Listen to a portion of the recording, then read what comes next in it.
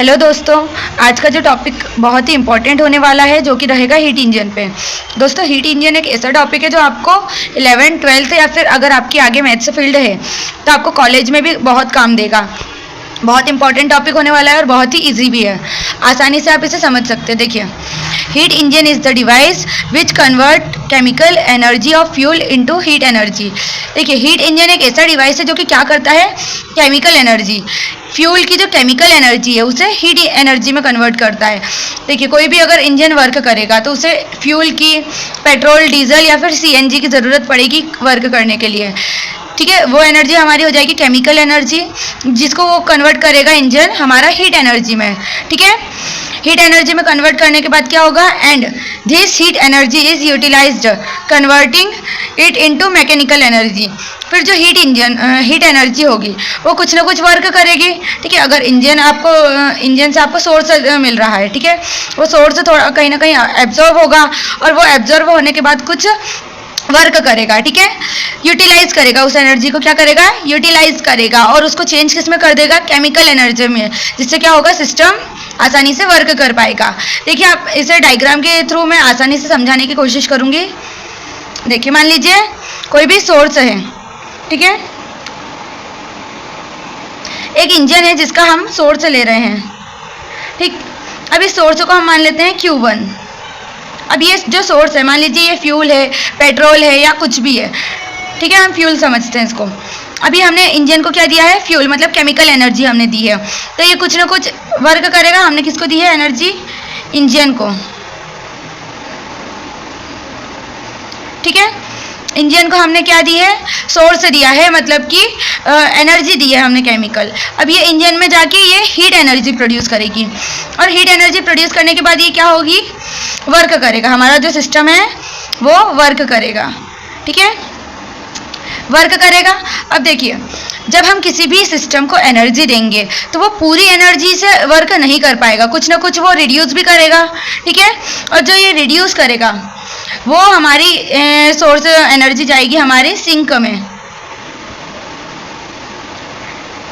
इसका एग्जांपल हम सिंक को Q2 भी बोल सकते हैं। ठीक है, Q मतलब हमारा जो हमने एनर्जी दी हुई है उस पर।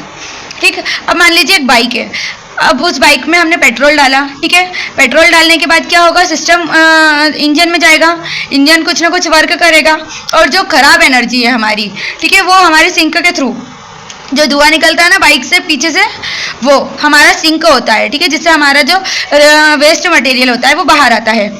ठीक है, अब जो हमने देखिए एनर्जी दी Q1 और जो एनर्जी गई वो Q2।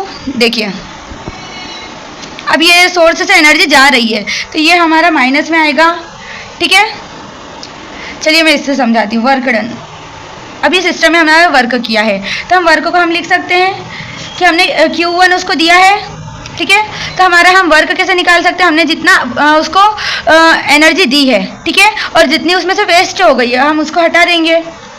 ठीक है, वेस्ट एनर्जी को हम अगर उसमें से हटा देंगे तो हमारा वर्क निकल जाएगा कि इतना वर्क सिस्टम ने किया हुआ है।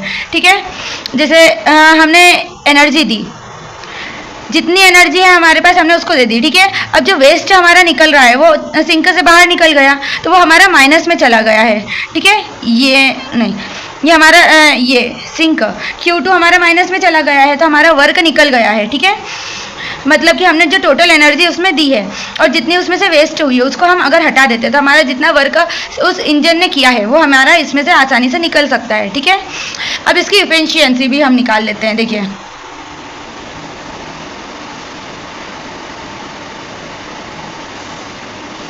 Efficiency of heat engine, efficiency मतलब कि उसमें क्षमता कितनी है।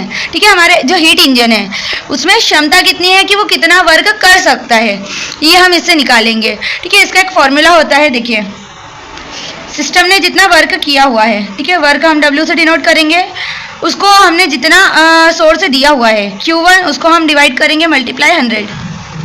ये हमारा इफिशियंसी ऑफ हीट इंजन का फॉर्मूला होता है, जिसको हम डिनोट कर सकते हैं इफिशियंसी को ईटा से। ठीक है, ईटा से हम इफिशियंसी को डिनोट कर सकते हैं और ज़्यादातर हीट इंजन का यूज़ हमारा कार्नोट थ्योरम में होता है। ठीक है, ये एक 11th का मेन टॉपिक है, वैसे 11th-12th का कार्नोट इंजन, जिसमें हम हीट इंजन निकालना सीखते हैं। इसकी एफिशिएंसी देखिए। अब हमारा W कितना था? W देखिए यहाँ पे, W हमने लिखा हुआ है Q1 माइनस Q2, लिख देते हैं यहाँ पर Q1 माइनस Q2, ठीक। अब अपॉन में यहाँ पे आपका Q1 तो ऑलरेडी था, W की जगह पे हमने Q1 माइनस Q2 लिखा, Q हमारा Q1 ऑलरेडी है नीचे अपॉन में, ठीक, मल्टीप्लाई 100। अब हम इसको देखिए, हम इसको Q1 को अलग अलग करके भी लिख सकते हैं, जैसे Q1 upon Q1 minus Q2 upon Q1, ठीक है, दोनों के अपॉन में कर दिया, यहाँ पे मल्टीप्लाई 100, ठीक। अभी Q1 से हमारा Q1 कट गया, बचा कितना? 1 आया, minus Q2 upon Q1 multiply 100, और यही फॉर्मूला होता है हमारा इफिशियंसी ऑफ हीट इंजन का, ठीक है। इफिशियंसी ऑफ हीट इंजन का फॉर्मूला होगा 1 minus Q1 upon Q2 multiply 100। And जो हमने यहाँ पे वर्क डन निकाला था, देखिए वर्क डन का हमारा फॉर्मूला होगा Q1 माइनस Q2, ठीक है। आई होप आपको ये वीडियो आसानी से समझ आ गया होगा, ठीक है। वीडियो पसंद आया हो तो लाइक सब्सक्राइब ज़रूर करिए। Thanks for watching.